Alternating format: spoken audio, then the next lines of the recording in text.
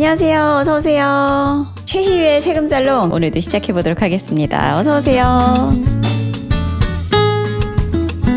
오늘 해볼 책 돈의 얼굴입니다. 일주일에 한 권씩 이렇게 책 리뷰를 하고 있고 책 리뷰를 아무거나 하지 않고요. 사장님들한테 도움이 될 만한 내용, 현재 베스트셀러라든지 예전에 베스트셀러였던 잘 알려져 있는 책 중에서 사장님들이 알고 계시면 참 좋을 만한 내용, 도움 되실 만한 내용을 제가 뽑아서 리뷰를 해드립니다. 사실 책을 이렇게 읽으실 여유가 없으신 분들도 많이 계시고 책이 좋다는 건 알지만 책 읽는데 취미 없으신 분들도 많잖아요. 그런 분들 대신해서 제가 이 책에서 딱 아셔야 되는 부분, 그런 내용을 쏙쏙 뽑아서 사장님들 맞춤형으로 리뷰하고 있습니다. 이 표지를 보시면 EBS 다큐프라임 이렇게 돼 있어요. 제 영상 보신 분들 있으신지 모르겠지만 자본주의라는 책 리뷰 있었어요. 그것도 다큐프라임에서 책으로 펴내는 거였거든요. 그게 굉장히 교육적이고 도움이 많이 되는 내용이 있었어요. 그래서 이것도 괜찮겠다 싶어서 집어왔습니다. 우리가 매일 사용하는 돈 정말 제대로 알고 있을까? 당신의 돈은 지금 어디에 있는가? 여기에 잔인하리만큼 팩폭을 때리는 얘기가 뒤에 나와 있어요. 열심히 일해도 늘 부족한 이유. 그 시작은 돈의 구조에 있다. 돈을 모르면 손해보는 시대. 지금 알아야 할 최소한의 경제 상식. 금리, 대출, 인플레이션,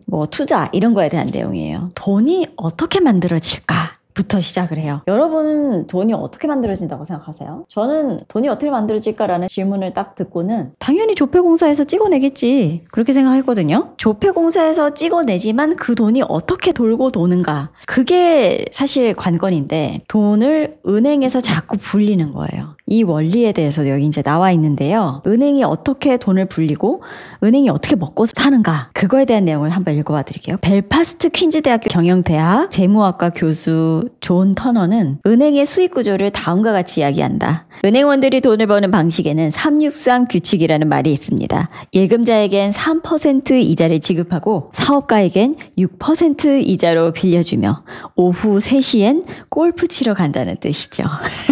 즉 은행은 이자 차익, 마진을 통해 돈을 버는 구조를 실현하는 것이다 라고 돼 있습니다. 야, 참 명언인데요. 은행의 수입이 3% 이자를 지급하면서 6% 이자를 받으니까 굴러가는 돈에 3%를 이자를 벌어들이는 겁니다. 근데 그러면서 오후 3시 되면 골프 치러 간다는 거죠.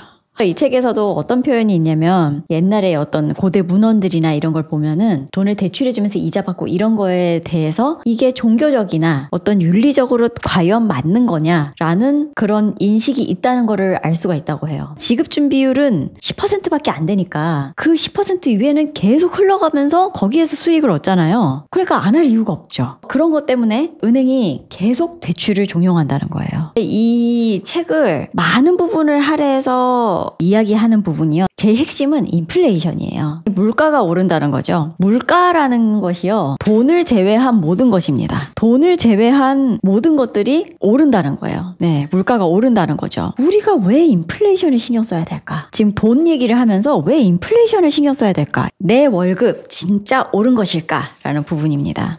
부산의 한 작은 제조회사, 이곳 직원들은 언제나 그랬듯 오늘도 묵묵히 성실히 일하고 있다. 하지만 이상하게도 일한 만큼의 대가는 돌아오지 않는다. 하루하루 일은 계속되지만 생활은 점점 팍팍해지고 있다. 그때는 월급이 지금의 절반 정도밖에 안 됐는데도 그 또한 저금하면서 살았던 것 같아요. 지금은 월급이 배로 많은데도 거의 저금을 못하고 산다는 거? 물가가 너무 오르다 보니까 그런 것 같아요. 그런데 물가보다는 사실 월급이 많이 안 오르니까 진짜 옛날이 더 나았던 것 같아요. 당시 월급이 한 80만 원쯤 됐던 걸로 기억이 나는데요. 이때가 오히려 더 행복했던 것 같아요. 월급이 지금의 절반이지만 저축하고 살던 시절, 반면 월급은 올랐음에도 팍팍하기만 한 현재, 당신은 언제가 행복하다고 느끼는가? 당신은 돈을 모으고 있는가? 아니면 그저 버티고만 있는가? 이런 부분이 나옵니다. 여러분들 이 부분 너무 공감되지 않으세요? 월급은 어찌어찌 오르기는 오르는데 뭔가 예전보다 좀 팍팍해진 것 같은? 더 저금이 안 되는 것 같은? 그런 느낌? 이게 바로 인플레이션입니다.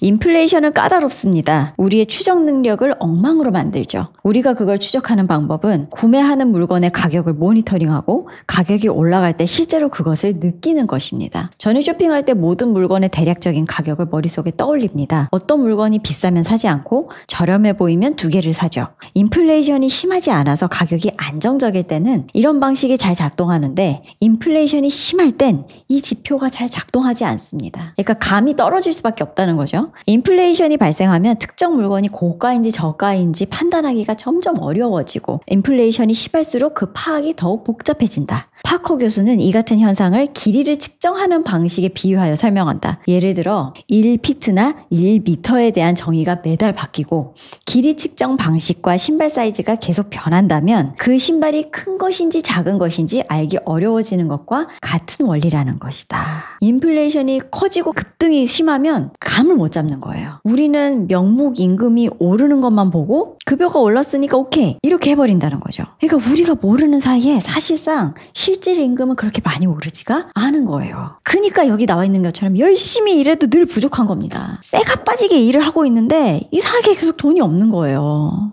왜 그런 말 있죠? 내 남편 월급 말고 다 오른다고. 이 부분을 조금 더 읽어봐 드릴게요. 화폐 착각이란 통화량이 늘어나면서 사람들 사이에서 마치 경제가 성장하고 있다는 착각이 생기는 현상입니다. 사실은 시장에 돈이 더 많이 풀려 물가가 오른 것뿐인데도 사람들이 이를 긍정적인 변화로 오해하죠. 그것은 단지 인플레이션 뿐인데 말이죠. 만약 화폐 착각이 발생해서 가격이 급격히 오르면 통화 가치의 하락과 구입한 물건 가격의 변동을 분리하기가 더더욱 어려워집니다. 국가에서 금리를 인하해가지고 돈을 확 풀고 경기 부양을 좀 시켰다가 너무 들떠 있는 것 같으면 금리를 확 올리면서 이제 대출을 많이 못 받게 해서 경기를 좀 이렇게 안정화시키죠. 집값도 떨어뜨리고 뭐 이런 식으로 해가지고. 인플레이션은 영원할까요? 정답은 인플레이션은 영원합니다. 계속 올라요. 인플레이션은 왜 발생하느냐면요. 결국 그 시초는 뭐냐면 돈을 찍어내기 때문이에요. 필요하면 찍어내거든요. 인플레이션은 계속 올라가요. 돈의 가치는 계속 떨어져요. 그래서 우리는 어떻게 대비해야 되냐 이건 거죠. 어떻게 대비해야 되냐. 금리를 예를 들어 상승한다고 했습니다. 기준금리를 올리면 은행들도 착착착착착착 올립니다. 그러면 지금 대출 받고 있는 사람은 이자가 많이 나가죠.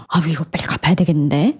그리고 새롭게 대출을 낼 사람도 이거 이자 감당 못하면 파산하는 거 아니야 안 되겠는데 이렇게 됩니다. 그래서 돈이 풀렸던 게 조금씩 묶인다고 생각하시면 돼요. 통화량이 작아져요. 경기를 진정시킬 때 써요. 너무 집값이 많이 올랐거나 이럴 때 코로나 이후에 정부가 썼던 정책입니다. 자, 그러면 그 다음 볼게요. 금리를 인하시키면 어떻게 될까요? 이거 돈 빌릴만 하겠는데? 그 정도 이자는 내가 감수할 수 있지. 이러고 돈을 계속 빌려가겠죠. 돈이 많이 풀려요. 돈을 더 많이 돌리니까 은행에서 은행을 거치면서 통화량이 커지죠. 돈이 많아집니다. 경기가 활성화돼요. 인플레이션 쪽으로 계속 물가가 오르는 거예요. 왜냐? 돈 양 자체가 많으니까 흔해지잖아요. 돈 가치가 떨어지죠. 상대적으로 물가가 오르는 겁니다. 여러분들 느끼기에 지금 경기 어떤 것 같으세요? 최악이죠? 최악입니다. 어떤 분들은 그렇게 말씀하세요. 맨날 최악이라고 하지 뭐 옛날에도 최악이라고 했었어. 이렇게 하죠.